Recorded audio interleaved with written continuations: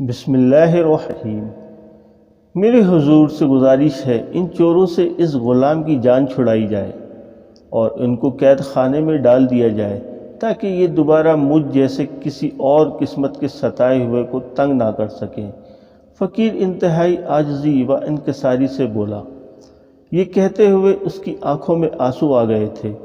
اس کی درد بھری باتیں سن کر دربار میں موجود لوگ کے دل پسیج گئے تھے۔ کیوں بھائی، کیا یہ فقیر سچ کہہ رہا ہے؟ بادشاہ سلامت نے سوالیہ نظروں سے نوجوانوں کی طرف دیکھا۔ نہیں علی جاں، یہ مکار و عیار بوڑھا جھوٹ بول رہا ہے۔ حضور، ہم دونوں بھائی ہیں۔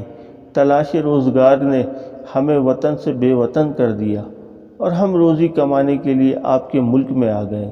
سلطان معظم، ہم قصاب کا کام کرتے ہیں۔ ہم نے اپنا خون پسینہ ایک کر کے یہ اشرفیاں جمع کی تھیں اور اب 7 سالوں بعد اپنے وطن واپس جا رہے تھے کہ اچانک ہم نے اس فقیر کی عجیب و غریب صدا سنی۔ یہ کہہ رہا تھا، کوئی ہے جو میرے ہاتھ پر تھوڑی دیر کے لیے چند اشرفیاں رکھ دے تاکہ میں بھی کچھ دیر دولت کے احساس کا مزہ لے سکوں۔ حضور، ہمیں اس پر ترس آ گیا اور ہم نے اشرفیاں اس کے ہاتھ پر رکھ دی اور یہ ان پر قبضہ جما کر بیٹھ گیا۔ میرے حضور سے التجا ہے، ہمارے ساتھ انصاف کیا جائے اور ہماری اشرفیاں واپس دلوائی جائیں تاکہ ہم جلد از جلد اپنے وطن پہنچ سکیں۔ اتنا کہہ کر وہ نوجوان خاموش ہو گیا اور وہ بڑا بھائی تھا۔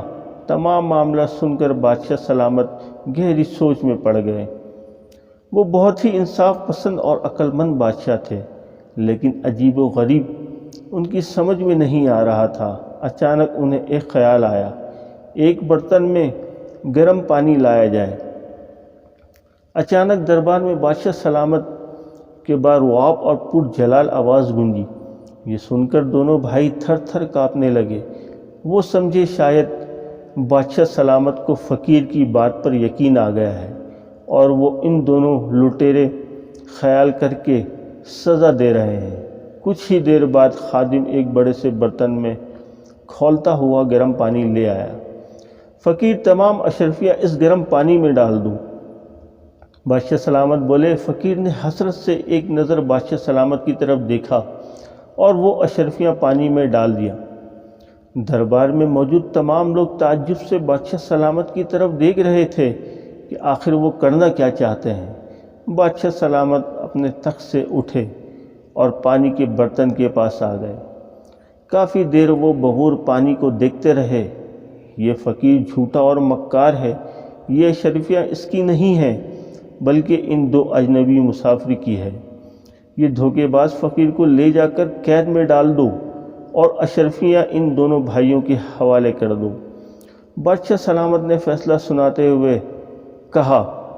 سب لوگ ان کے اس فیصلے پر حیران تھے۔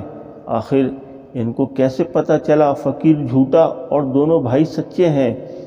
حضور، سلطان کا اقبال بلند ہو، اگر جان کی امان پاؤں تو کچھ عرض کروں۔ آخر ایک درباری نے ہمت کی۔ امان دی جاتی ہے، کہو کیا کہنا چاہتے ہو؟ حضور، ابھی آپ نے جو فیصلہ فرمایا درست ہی فرمایا، کیونکہ ہمیں معلوم ہے آپ بہت ہی انصاف پسند ہیں۔